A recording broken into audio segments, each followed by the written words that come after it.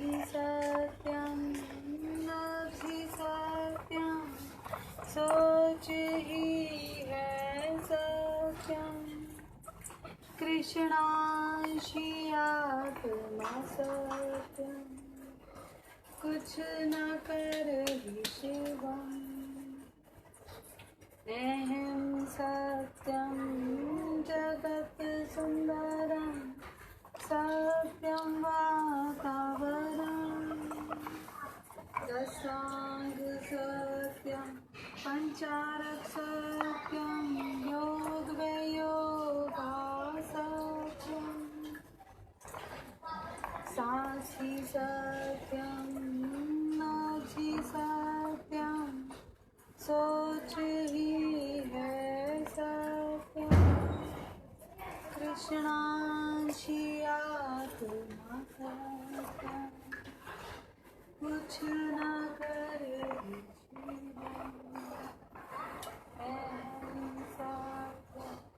जगत सुंदर, सत्यम वातावरण।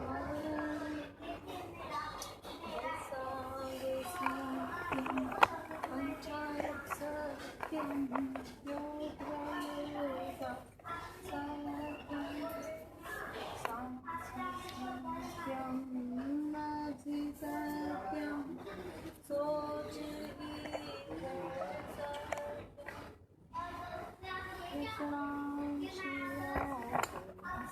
सत्यम, कुछ न करे शिवम। दक्षिणया तत्वगुरु जी को प्रणाम, श्री शिव भगवान को प्रणाम, लड्डू गोपाल जी को प्रणाम, मेरे गुरु शुक्राचार्य अश्विनी जी को प्रणाम और कृष्णीष्ट भगवान को प्रणाम। मैं हूँ कृष्णीष्ट दरबार, जो कृष्णीष्ट भगवान का दरबार लगा है उसकी केयरटेकर मणिदेव की डॉक्टर निधि अग्रवाल।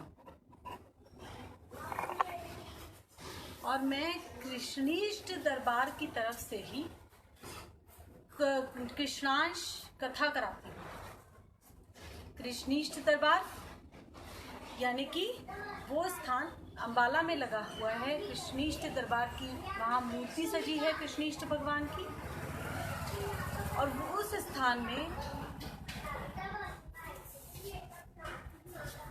कृष्णीष्ट भगवान अपने 18 तत्वों के साथ विराजमान हैं। जीवित प्राणी को ठीक रहने के लिए, जीवित अगर कोई प्राणी है, इंसान है, तो उसको 24 तत्व चाहिए।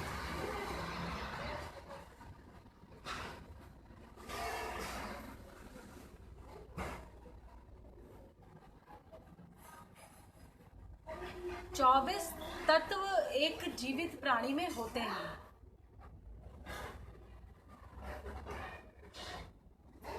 इन 24 तत्वों में से 18 तत्वों के मालिक कृष्णीष्ट भगवान हैं।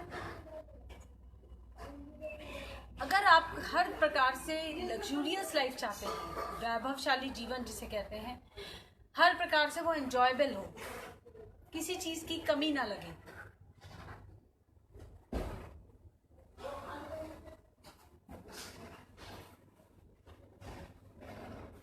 तो आपको अपने 24 मॉलिक्यूल्स को बैलेंस में करना होगा। भगवान की शरण में चले जाएं, हम भगवान को याद कर लें या उनका नाम ले लें, ये कंफ्यूजन वाले कंसेप्ट्स हैं जिन्हें हटाने के लिए ही कृष्णांश कथा शुरू करवाई है मेरे गुरु शुक्राचार्य अश्विनी जी ने।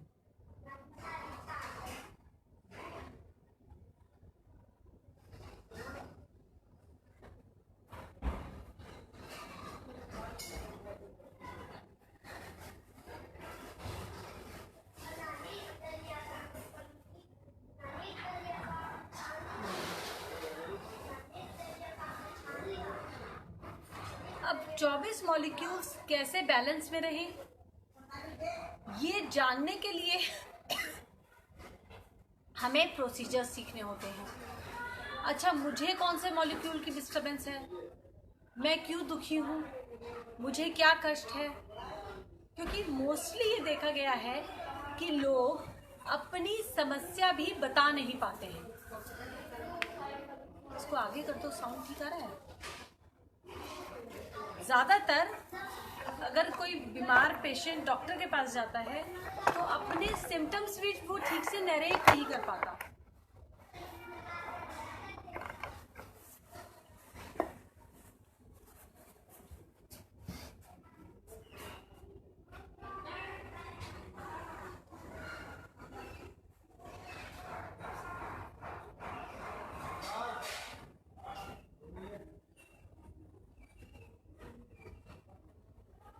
और इसी वजह से डायग्नोसिस में प्रॉब्लम आती है। जब तक बीमारी का डायग्नोसिस नहीं हुआ होगा, समस्या का कारण नहीं समझा जाएगा, तब तक हम उसका सॉल्यूशन नहीं प्राप्त कर सकते।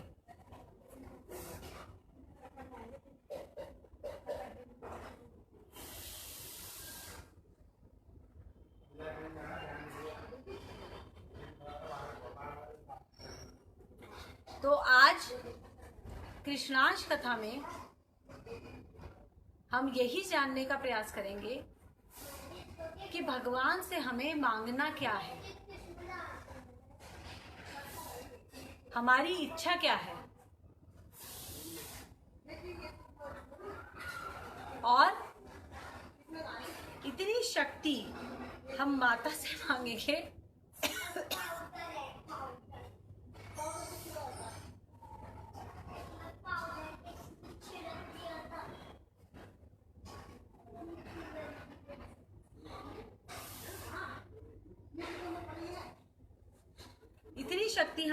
माता से कि हम दिग्भ्रमित ना हो जाएं, कंफ्यूजन में ना आ जाएं।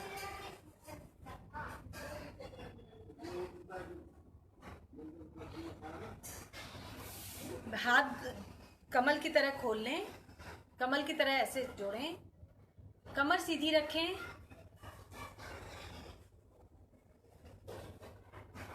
मेरे साथ बोल बोल कर गाएं।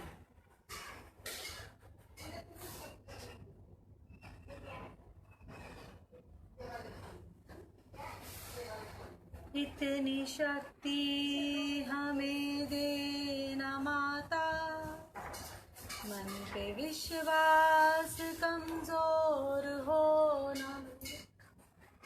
इतनी शक्ति हमें देना माता, मन पे विश्वास कमजोर होना। अनेक रास्तों में है एक रास्ता, भूल कर भी कोई भूल होना। योग्यता जो मेरी बढ़ा दे, ऐसा पथ कोई तैयार दो ना।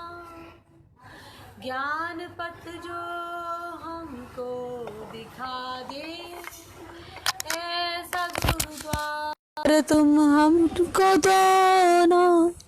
श्वास से गुरु की पहचान दो ना।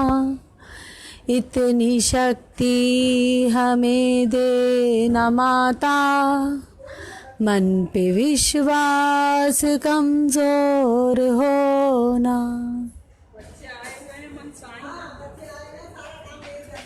अच्छा है ना। ये प्रार्थना हम करते हैं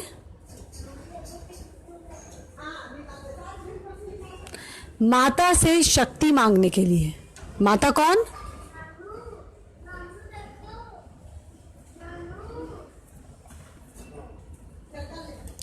हमारी अपनी माँ,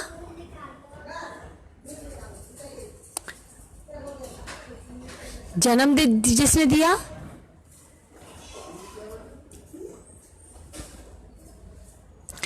पृथ्वी माँ और हमारी अगली जनरेशन की माँ।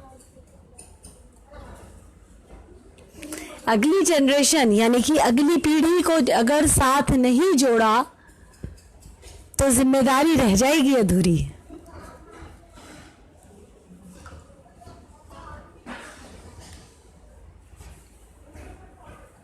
भगवान देते हैं, धन्यवाद।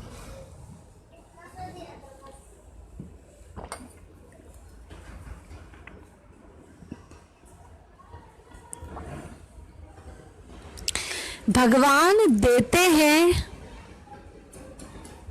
डिजायर्ड, इच्छा के अनुसार, टू डिजर्विंग डिवोटी। जो डिजर्विंग हो जाए उसकी इच्छा के अनुसार भगवान देते हैं।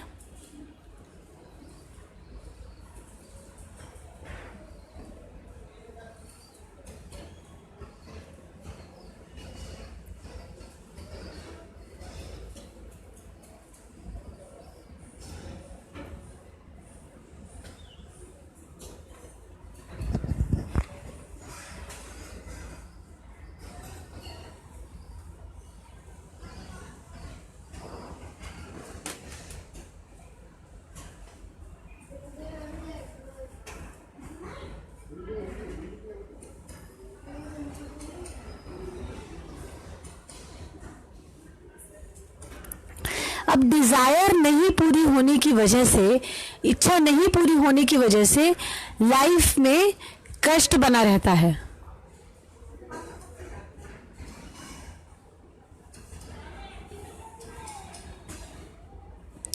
डिजायर कैसे पूरी होगी पहले तो ये नहीं पता, और इसी से कई डिस्टरबेंसेस आनी शुरू होती हैं।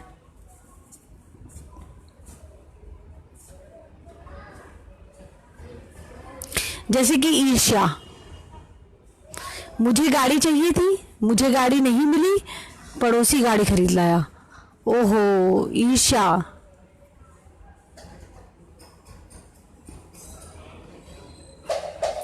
मोह, मेरे पास तो सिर्फ यही है,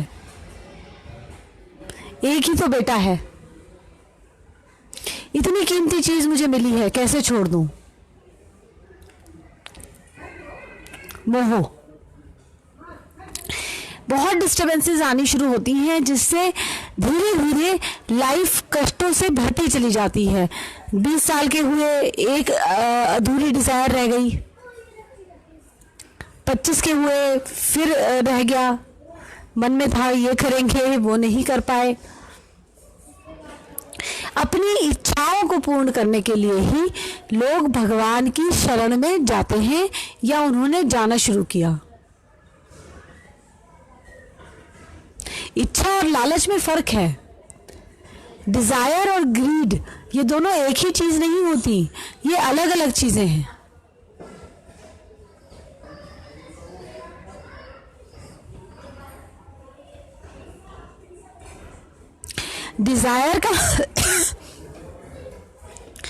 डिजायर का मतलब है कि मुझे ये चाहिए, मेरा ये मन कर रहा है। आप शादी में जाते हैं, वहाँ सब तरह का कुजीन लगे हैं, चाइनीज़ है, इटालियन है, नॉर्थ इंडियन है, पंजाबी है, साउथ इंडियन फूड है, सब तरह के अलग अलग तरह के भोजन लगे हैं। आप क्या खाते हैं? जो आपको स्वाद लगता है, जो आपकी इच्छा करती है। डिजायर आपकी अपने स्वाद के अकॉर्डिंग होती है, यानी कि आपकी सेंसेस के अकॉर्डिंग होती है डिजायर।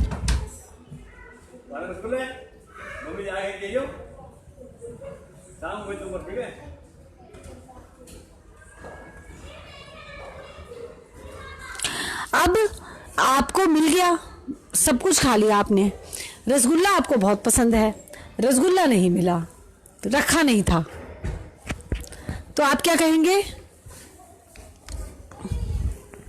सब कुछ था, रसगुल्ला नहीं था।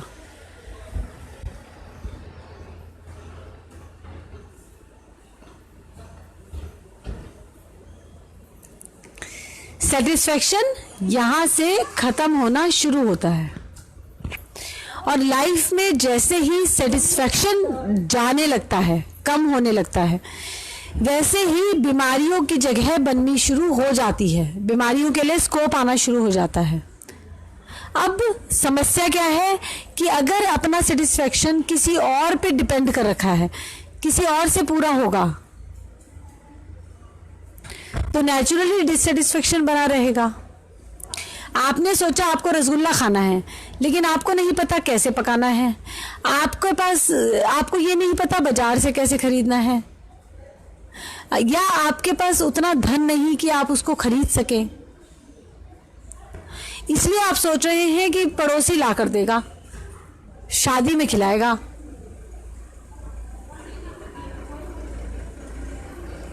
अपनी डिजायर पता ना होना, और दूसरा इतना इंडिपेंडेंट ना होना। आत्मनिर्भर भारत,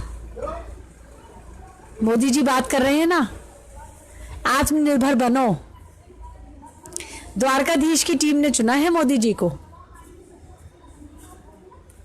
भारत को विश्व गुरु, पूरे विश्व को ये रियलाइज कराने के लिए कि भारत ही है विश्व गुरु। भारत तो विश्व गुरु बन चुका है 2006 में। दिल्ली है एक्चुअली विश्व गुरु कहलाती है, दिल्ली इज द विश्व गुरु। लेकिन पूरी दुनिया इस बात को समझे, हर एक भारतीय इस चीज की जिम्मेदारी को समझे, इसके लिए मोदी जी को अपॉइंट किया है द्वारकाधीश की टीम ने। द्वारकाधीश कौन?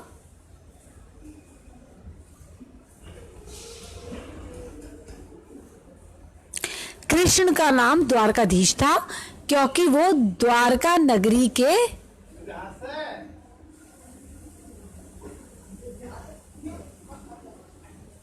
राजा थे।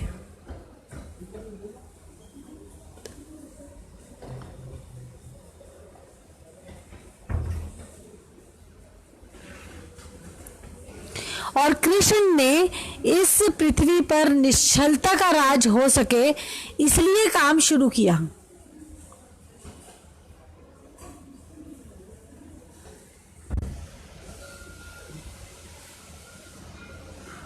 कृष्ण आए पृथ्वी पर, विष्णु के पूर्ण अवतार, 16 कलाओं से युक्त।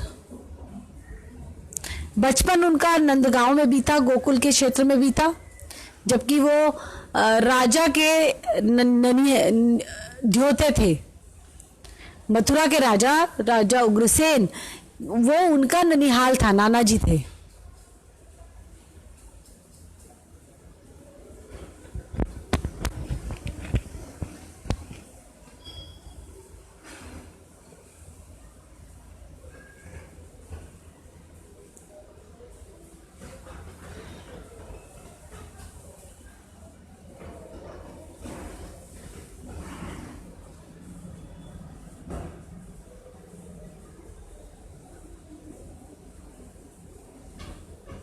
और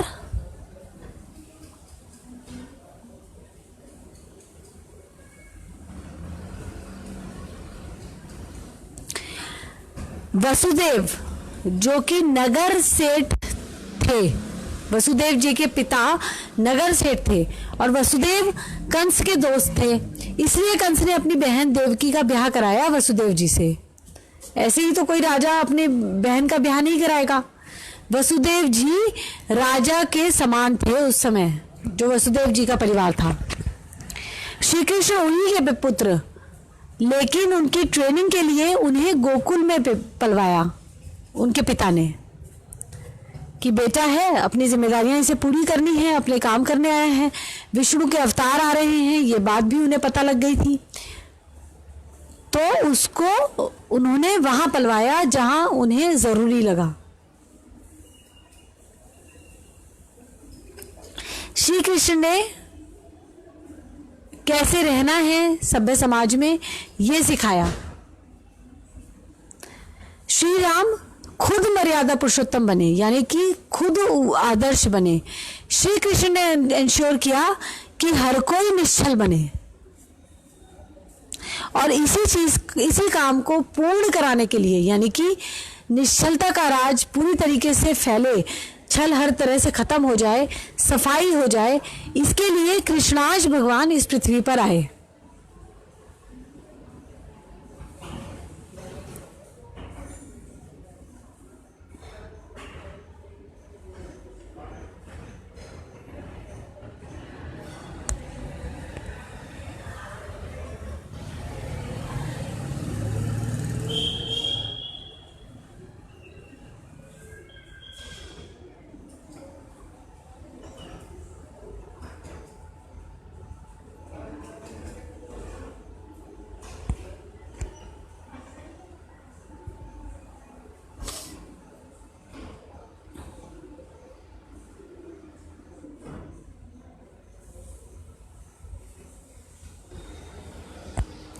अब निश्चलता का पसारा यानी कि छल हर प्रकार से हटाना, इसीलिए श्री कृष्ण को छलिया कहा गया, क्योंकि वो हर तरीके का छल समझ लेते थे, समझ पाते थे,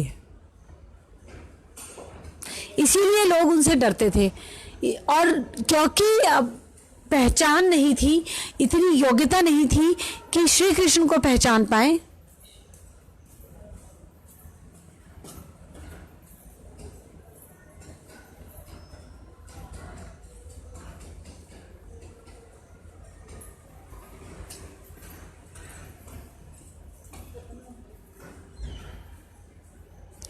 इसीलिए कोई उन्हें ग्वाला कह देता था, कोई कह देता था ये तो बंसी बजाने वाला है।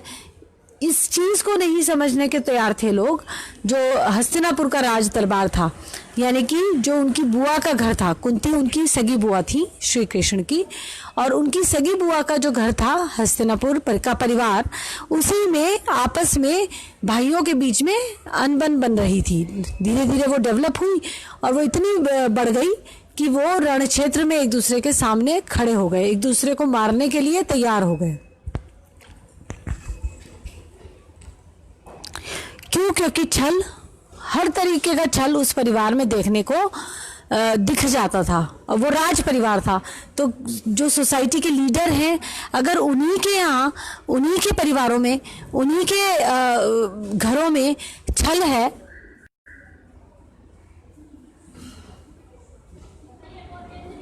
तो पूरी समाज का क्या होगा? ये श्री कृष्ण ने समझा और इंश्योर किया कि जो भी अब निश्चलता के लाइन पर नहीं चलना चाहता, निश्चलता को नहीं अपनाना चाहता, उसको इस पृथ्वी से हटाया जाए।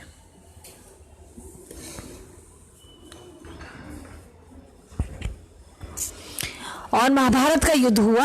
हालांकि युद्ध से जस्ट पहले अर्जुन ने मना कर दिया। अर्जुन जो कि पांडवों के साइड से सबसे ज्यादा योग्य थे, सबसे स्ट्रॉन्ग प्लेयर, अर्जुन ने मना कर दिया।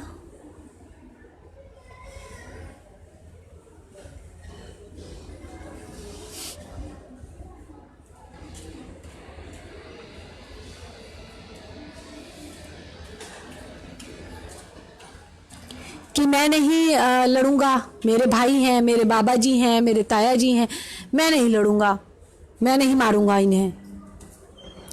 तब श्री कृष्ण ने अर्जुन को गीता ज्ञान जिसे कहते हैं वो बात बताई कि तुम्हें अपना कर्म करना है, अपनी जिम्मेदारी को निभाना है। तुम्हें निर्णय लेना है कि मैं अपने भाइयों को नहीं मारूंगा या मैं समाज के लिए अपना धर्म निभाऊंगा। क्योंकि तुम राज परिवार में जन्मे हो, राजकुमार हो, तो समाज की रक्षा करना तुम्हारा धर्म बनता है, तुम्हारी जिम्मेदारी बनता है। जो लोग जुआ खेल के, छल करके, स्त्री का अपमान करके या हत्या करके या किसी भी तरह की बेईमानी करके खुद को लीडर बनाए रखना चाहते हैं, ऐसे लोगों को अब इस पृथ्वी से हटाना जरूरी है।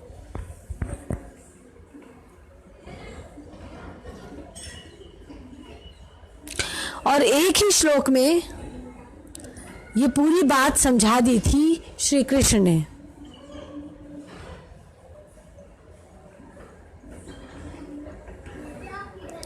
कि गुरु स्वयं आते हैं तुम्हारी योग्यता बढ़ने पर। योग्यता बढ़ाना तुम्हारा काम है। जब तुम्हारी योग्यता बढ़ जाएगी तो ये गुरु खुद आएंगे तुम्हें दिशा दिखाने के लिए।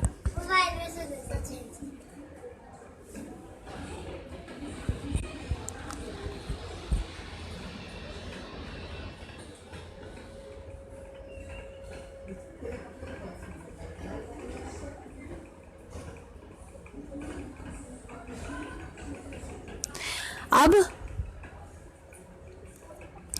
सभी मारे गए। मैं कई बार बताती हूं, वो एक वर्ल्ड वॉर थी।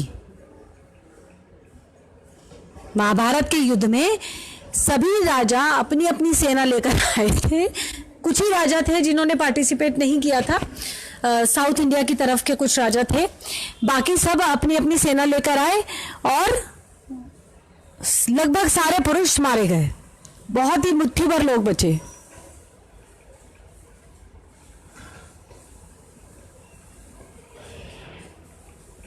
अब परिवारों का क्या हुआ?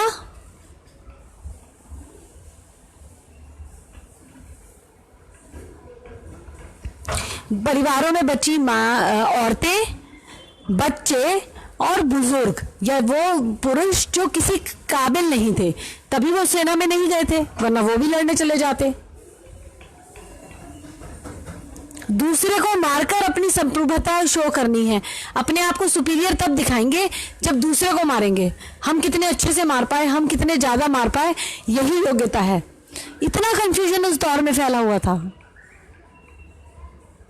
ये एक्सट्रीम था कंफ्यूजन का, कि पुरुष जिन पर समाज की पूरी जिम्मेदारी थी वो ये मानते थे कि दूसरे को मारने की योग्यता हमें विकसित करनी है। यही हमारे जीवन का लक्ष्य है, यही हमारा धर्म है और हम यही करेंगे।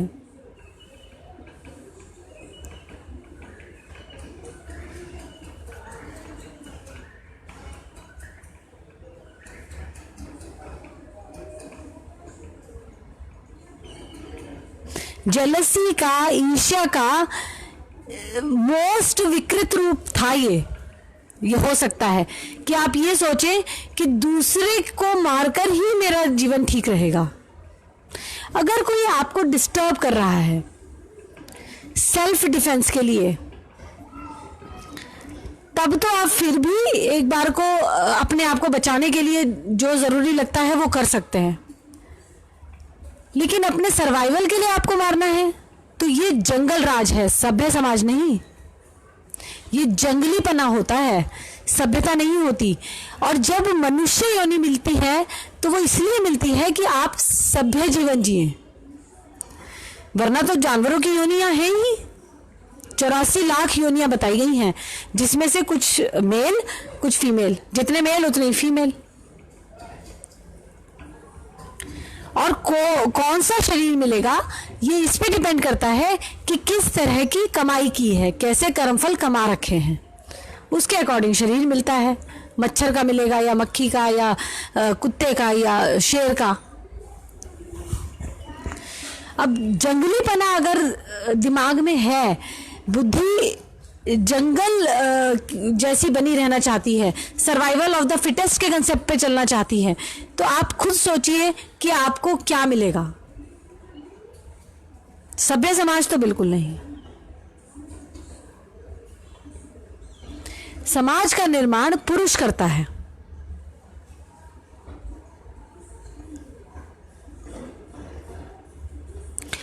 पुरुष कैसे करता है?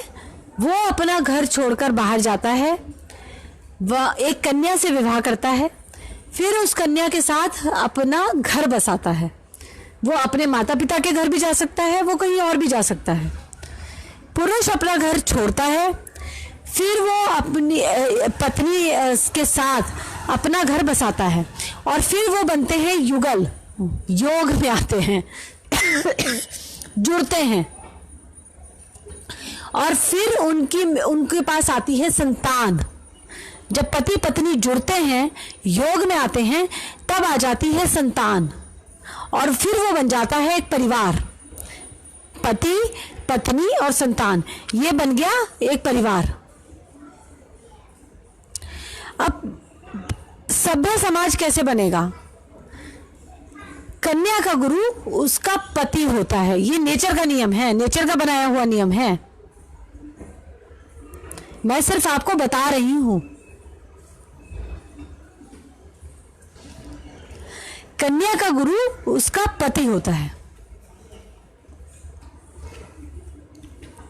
तो पुरुष ही स्त्री को दिशा दिखा रहा है, दिखाता है पति बनकर,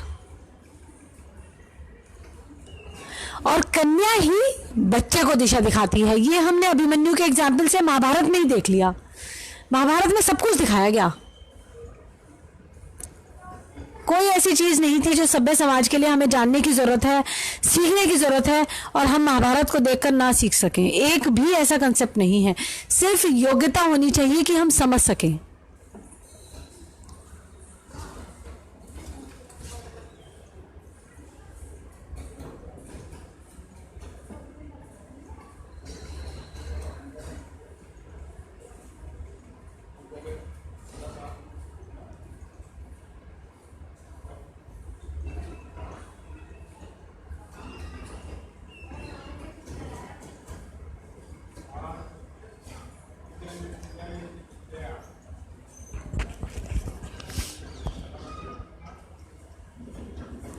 तो अब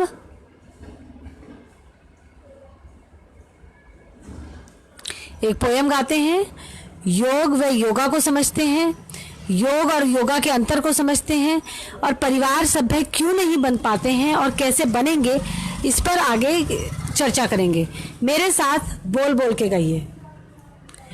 योग व योगा से सब कुछ होगा, योग व योगा से रहेगा निरोगा, योग व योगा से सब कुछ होगा, योग व योगा से रहेगा निरोगा, योग व योगा से बोल बोल के गाओ।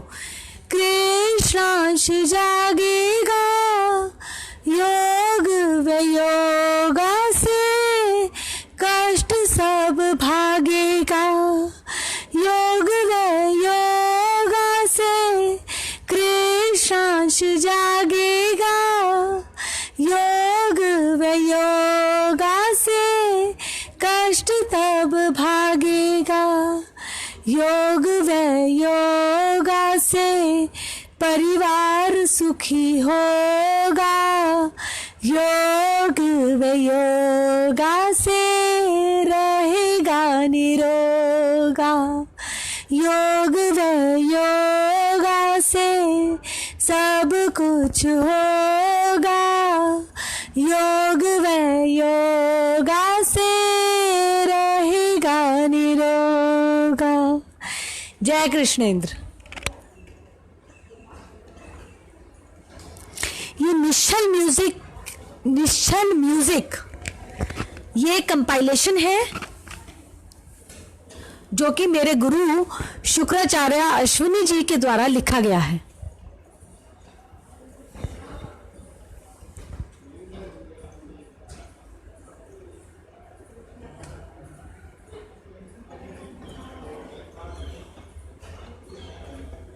और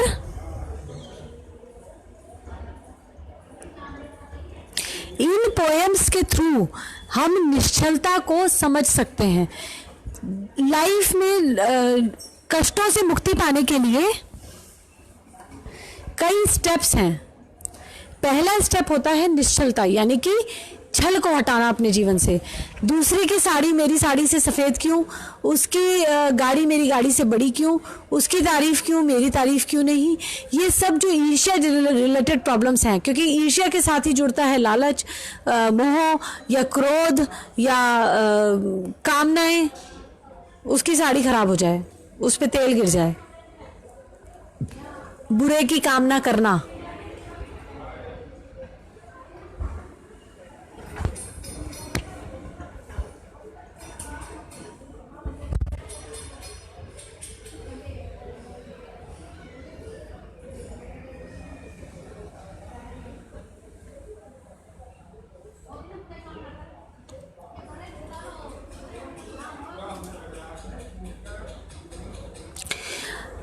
ये सारी जो डिस्टर्बेंसेस हैं ये छल की वजह से आती हैं, यही छल है एक्चुअली। और छल को अपने आप से दूर रखने के लिए या खुद को निश्चल बनाने के लिए हमें योग्यता बढ़ाने वाले प्रोसीजर्स को फॉलो करना होता है। बहुत से लोग साधु हैं, सन्यासी हैं या गुरु हैं या गृहस्थ भी हो सकते हैं, अपनी योग्यता बढ़ाने के लिए बहुत एफर्ट्स करते हैं। कितनी उनकी बढ़ती है कितनी नहीं बढ़ती है ये उनको खुद को पता होता है। आप जज नहीं कर सकते, आप उन्हें देखकर बता नहीं सकते।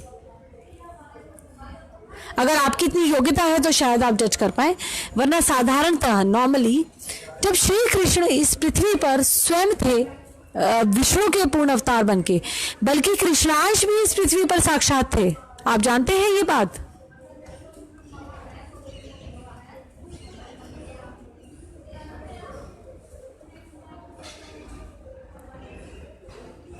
उन्नीस सौ 95 से 2014 तक, 1995 से 2014 तक कृष्णांश भगवान इस पृथ्वी पर स्वयं साक्षात मौजूद थे।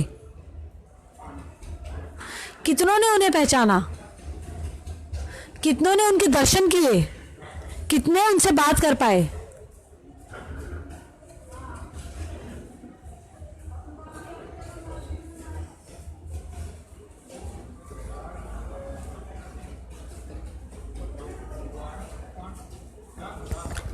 दो 2014 में 23 जनवरी 2014 मेरे ख्याल से वो डेट है। 2014 में कंफर्म है कि वे आगे के लिए चले गए। आगे के लिए चले गए मीन्स हवा की ऊर्जा स्रोत बन गए। अब आप जब हवा में सांस लेते हैं, हवा से सांस ले रहे हैं आप, विंडमिल से आप एनर्जी लेते हैं, हवा से आप एनर्जी लेते हैं, तो उस एनर्जी, वो एनर्जी के सोर्स हैं कृष्णांश भगवान।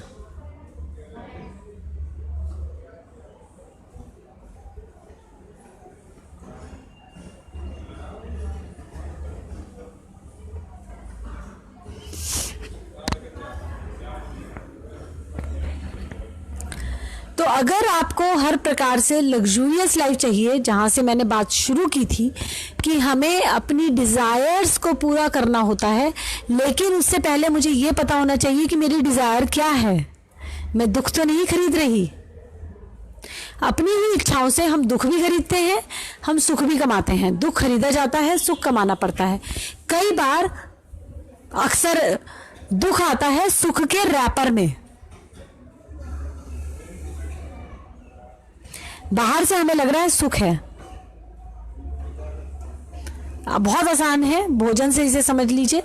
कोई ऐसी चीज है जो आपको पसंद है बहुत, लेकिन आपको सूट नहीं कर रही, आप उसको खा रहे हैं, आपको लग रहा है हाँ मैं कितना सुखी हूं, मैं रोज ये खाता हूं, लेकिन वो आपको धीरे धीरे वो डाइट, वो जो भी आप खा रहे हैं वो आपको डाइजेस्ट ही नहीं हो पा रही है, क्योंकि डाइट हमारी अपनी तत्वों के हिसाब से ही हमें रखनी होती है, सब जानते हैं। तो वो आपको सूट नहीं कर रहा, आप खाते रहे तो आपको क्या मिला? सुख के रैपर में आपने एक्चुअली दुख खरीदा है। अब शरीर में बीमारी बन गई।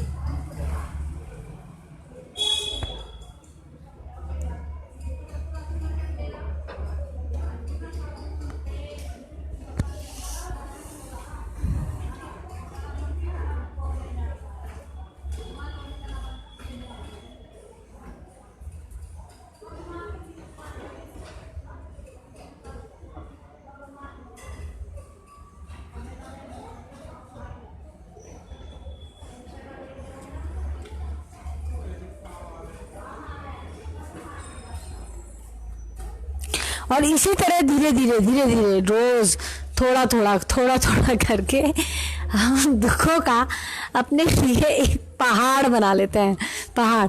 और मजे की बात ये, उसे हमने खरीदा है। सबसे इंपॉर्टेंट ये है कि वो दुखों का पहाड़ हम खरीद के लाए थे।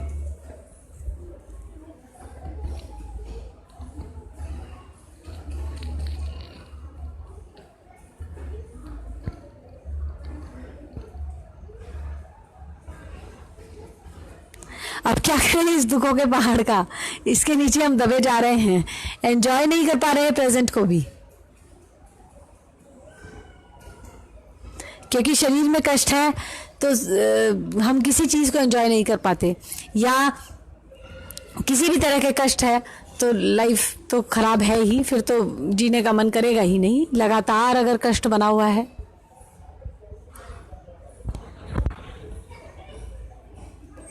इसलिए सबसे इम्पॉर्टेंट है ये जानना, ये समझना कि मेरी इच्छा क्या है, मेरी डिज़ायर क्या है, मुझे क्या चाहिए अपने जीवन में। करियर इज हेल्थ और मैरिज इज वेल्थ। आपको वेल्थ चाहिए तो आप मैरिज की तरफ देखिए कि आपकी मैरिज या तो ठीक नहीं है या हुई नहीं है, क्या प्रॉब्लम है, और उसको ठीक करिए। अगर आपको हेल्थ चाहिए तो अपने करियर को ठीक करिए। अगर आपको हैप्पीनेस चाहिए, खुशी चाहिए, तो अपने परिवार को ठीक रखिए, परिवार को योग में रखिए। अगर आपको भगवान को जानना है, उसके बारे में समझना है, तो आप उसके अकॉर्डिंग पूजा करिए। पूजा इज अ प्रोसीजर, स्टेप्स जो आप फॉलो कर रहे हैं लगातार हर रोज नियम से और जैसे बताए गए हैं वैसे ही, दैट बिकम्स योर पूजा।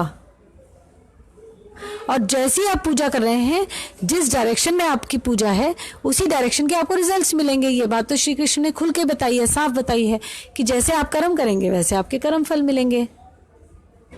तो सबसे पहले आप ये तो निर्धारित करिए कि आपको कर्मफल चाहिए क्या, आप चाहते क्या हैं अपने इस जीवन में। मनुष्य योनि मिली थी, मनुष्य का शरीर मिला था, आपने कमाया, मैंने कमाया अपने लिए। अब मुझे चाहिए क्या इस जीवन में।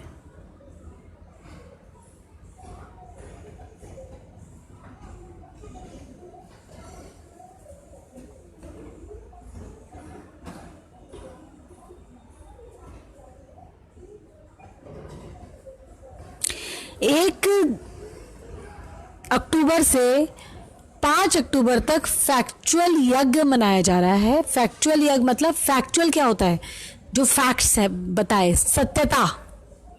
और सत्यता के लिए ये 5 दिन का यज्ञ है, 1 से 5 अक्टूबर तक सत्यता जानने के लिए फैक्चुअल यज्ञ मना रहे हैं। और 6 तारीख को, 6 अक्टूबर को इसकी पूर्णाहुति होगी। तो शाम को 4 से 7 के बीच में हवन करें, यज्ञ करें, हवन करें, माफ कीजिएगा, षोडशी हवन। षोडशी हवन की प्रोसीजर आपको फेसबुक पे या इंटरनेट पे मिल जाएगा। षोडशी हवन करें 4 से 7 बजे तक।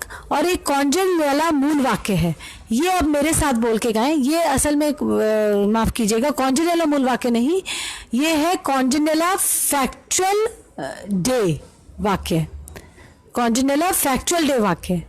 और इसको गाएं तो इससे आपको क्लैरिटी आने लगेगी करियर से रिलेटेड। और ये उन लोगों के लिए बहुत ज़रूरी है जो अपना काम शुरू करना चाहते हैं करियर से रिलेटेड। अगर वो ये चाहते हैं कि हमें अपना काम शुरू करना है, तो 5 अक्टूबर याद रखिएगा, वो एक एक्सट्रीमली अच्छा दिन है जिस दिन आप ये अपने आप से कमिट कर सकते हैं, अपने आप से प्रॉमिस कर सकते हैं कि मुझे अपना काम शुरू करना है। और फिर आप इस पोएम को गाना शुरू करें 3-3 के सेट्स में, दिन में 3 बार, 3-3 के सेट्स में दिन में 3 बार गाएं। तो आपको धीरे धीरे दिशा दिखनी शुरू हो जाएगी कि आप कैसे अपना काम शुरू कर सकते हैं। कौंडिन्य फैक्चुअल डे वाक्य, अहम सत्यम जगत सुंदरम अहम शवम शिवम पंचतत्व सत्यम पंचारक सत्यम योग व योगा सत्यम कृष्णांश सत्यम ऊर्जा सत्यम शुक्र ही है सत्यम। फिर से गाएंगे, मेरे साथ बोल बोल के गाइए। अहं सत्यम जगत सुंदरम अहं शवं शिवम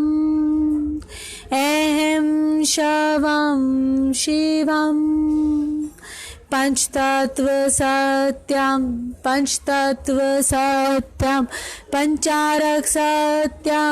पंचारक सत्यम योग व योगा सत्यम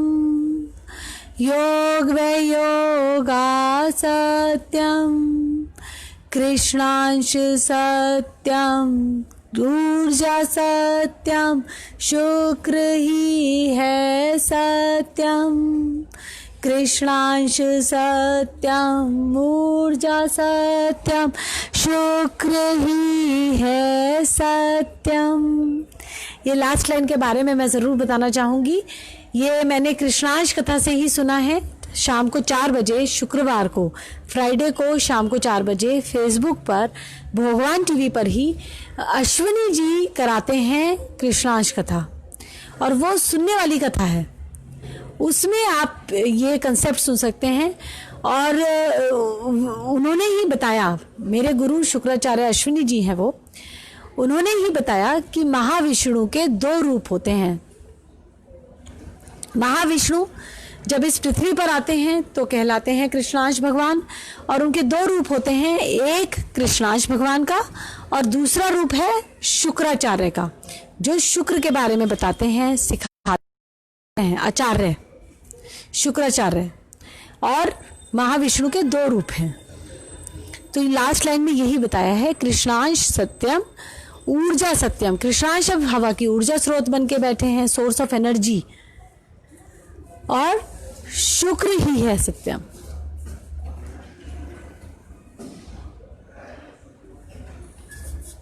तो जो भी लोग, ये पोयम आपको फेसबुक पे मिल जाएगी, कॉन्जिनेला फैक्चुअल डे पोयम, कॉन्जिनेला फैक्चुअल डे पोयम, कॉन्जलनियला CONGELNEALA, कॉन्जलनियला फैक्चुअल डे पोयम। इस पोयम को आप गाएं, सुर में गाएं, बोलिए मत, गाइए, और 3-3 के बाद सेट्स में गाइए। एक बार और गाएंगे अब हम, क्योंकि 2 बार हमने गाई है। अहं सत्यम जगत सुंदरम अहं शिवम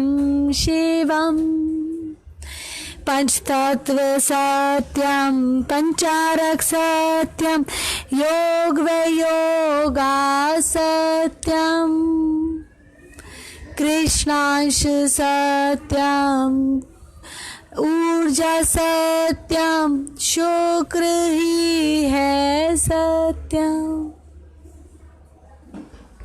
और जिन लोगों के लिए भी पॉसिबल है वो एक बार कृष्णीष्ट भगवान के दरबार में ज़रूर दर्शन करें। निश्चल समाज क्या होता है, निश्चल दुनिया क्या होती है, निश्चल शहर क्या होता है, इसका अंदाज़ा आपको कंफर्म लग जाएगा एक बार दर्शन करके कृष्णीष्ट भगवान के दरबार में। आइए आज अपनी योग्यता बढ़ाने के लिए थोड़ी देर श्वास योग की प्रैक्टिस करते हैं। उसके बाद आज की कृष्णांश आरती गा के आज का ये सेशन समाप्त करेंगे। अब मेरे साथ 5 मिनट सांस की प्रैक्टिस। सीधे कर लें कमर को, कंधे ढीले छोड़ें, गर्दन सीधी रखें, हाथों की मुद्रा ऐसे बना लें, अंगूठा और उंगली।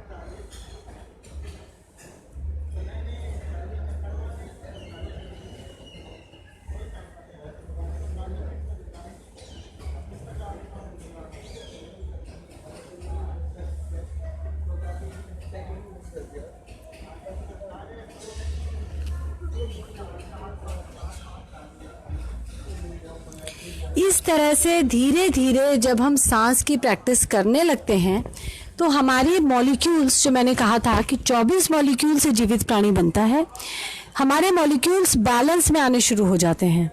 तो चाहे हमारा करियर है, उसके लिए भी एक मॉलिक्यूल हमें बैलेंस करना होता है, एक से ज़्यादा एक्चुअली, क्योंकि ऊर्जा भी चाहिए, एनर्जी की भी कमी ना हो, करियर की डायरेक्शन भी चाहिए, टीम बिल्डिंग भी चाहिए, आपकी भाषा भी ठीक रहे, हिंदुत्व भी चाहिए। कई मॉलिक्यूल्स हैं जो करियर को, तब जाके करियर ठीक रहेगा।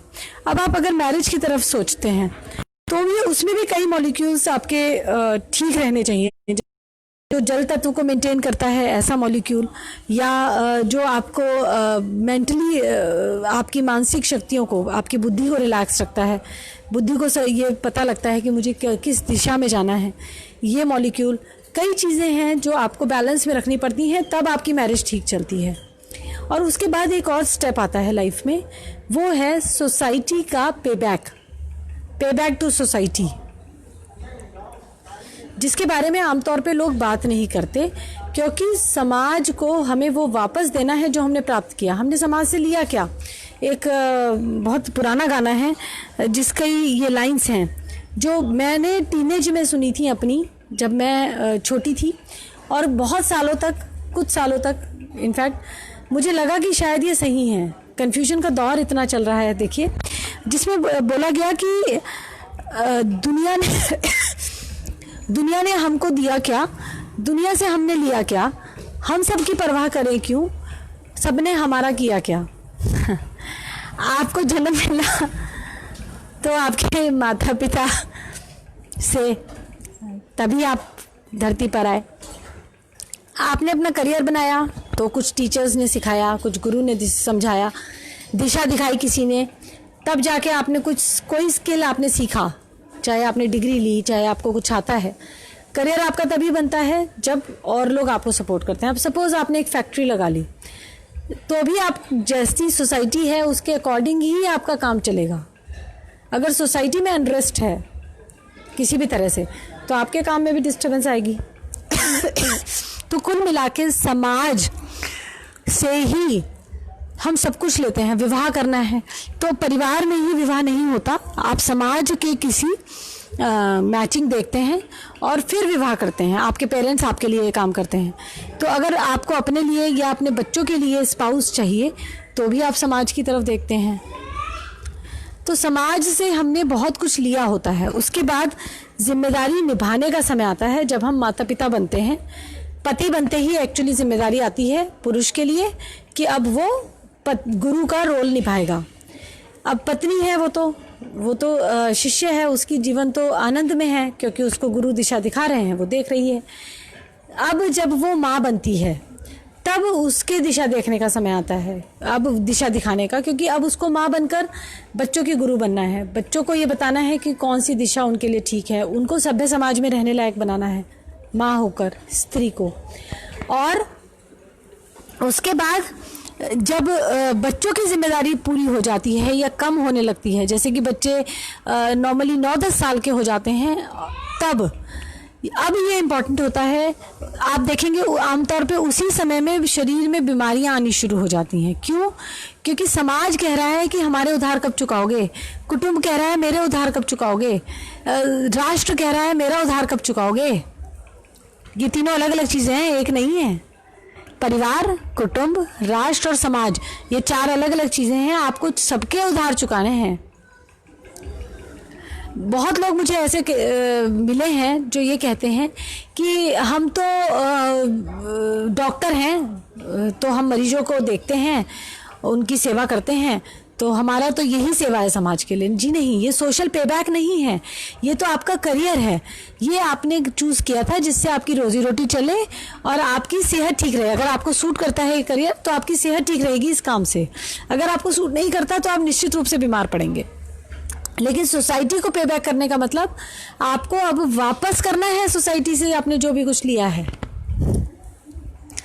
तो आपको ये समझना है कि सोशल पे बैक मैं कैसे और किस दिशा में कर सकता हूँ या कर सकती हूँ।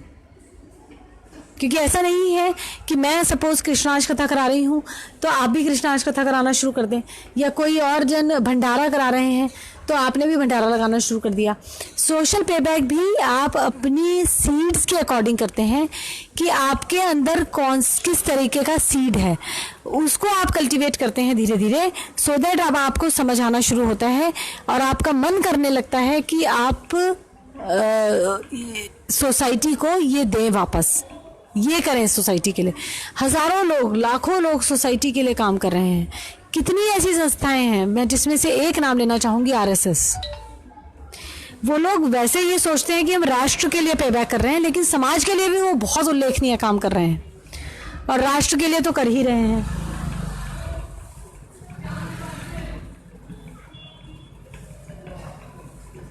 लेकिन सब चीज़ों को साथ लेकर चलना है। आप एक इंडिविजुअल की अपनी जिम्मेदारी को पूर्ण करेंगे, अपने आप को ठीक रखेंगे, अपने करियर को संभालेंगे, उसके बाद ही आप अपने परिवार को संभाल पाएंगे। और परिवार को संभालेंगे तभी आप कुटुंब को संभाल सकते हैं, वरना नहीं। और कुटुंब को संभालेंगे तभी आप समाज के लिए पे बैक कर सकते हैं, वरना नहीं। और समाज राष्ट्र को मानेंगे कि राष्ट्र आपका अपना है, जिस भी राष्ट्र में आप रहते हैं। ऐसा नहीं है कि आप भारत हैं तो भारतीय होके सोचें और जो हर कोई भारत के लिए सोचे। जो जिस राष्ट्र में रहता है उसकी जिम्मेदारी बनती है अपनी राष्ट्र के प्रति निष्ठा को जगा के रखना। ये रिस्पॉन्सिबिलिटी है। ऐसा नहीं है कि आप करेंगे तो आप एहसान करते हैं किसी पे। This is your main responsibility. अभी हमने 25 सितंबर को राष्ट्र योग दिवस मनाया कि राष्ट्र के साथ हमारा योग हो सके, वो दिवस मनाया 25 सितंबर को। आज की कृष्णांश कथा को यहीं पे अल्प विराम और कृष्णांश आरती गा के आज का ये सेशन समाप्त करेंगे। आत्मा वो ही तो रथ है जिस पे मन होता है सवार। आत्मा वो ही तो रथ है जिस पे मन होता है सवार। तन वही तो नाव है, बुद्धि जिसकी है पतवार। तन वही तो नाव है, बुद्धि जिसकी है पतवार। मेरे साथ बोल बोल के गाओ, कमर सीधी करो, कृष्णांश आरती। आत्मा वो ही तो रथ है जिस पे मन होता है सवार। तन वही तो नाव है, बुद्धि जिसकी है पतवार। मन है गठर कर्म फलों का, समय से पैदा होता विचार। मन है गठर कर्म फलों का, समय से पैदा होता विचार। बुद्धि ही फिर दिशा दिखाए, नाव को जैसे चाहे नचाए। ना भंवर में ना फंस जाए, इतना तो कर लो इस बार। ना भंवर में ना फंस जाए, इतना तो कर लो इस बार। तुम गठर जो हो लाए, उसको तो कम कर लो इस बार। तुम गठर जो हो लाए, उसको तो कम कर लो इस बार। पैदा हुआ जब बांध थी मुट्ठी, जाऊं जब खुल रहे ना हाथ। पैदा हुआ जब बंद थी मुट्ठी, जाऊं जब खुल रहे ना हाथ। जो लाई हूँ खर्च है करने, बढ़े ना माँ तुम देना साथ। जो लाई हूँ खर्च है करने, बढ़े ना माँ तुम देना साथ। दुआ तेरी बस यही अपेक्षित, दिशाहीन ना हो जाए जीवन, श्वासों में निपटे ये गट्ठर, बचे न रह जाए इस बार, आत्मा वो ही तो रथ है जिस पे मन होता है सवार। जय कृष्णेंद्र, कृष्णांश भगवान की जय, कृष्णेश भगवान की जय, दक्षिणायन तत्व गुरु जी की जय, श्री शिव भगवान की जय, शुक्राचार्य अश्विनी जी की जय, युगल भगवान की जय।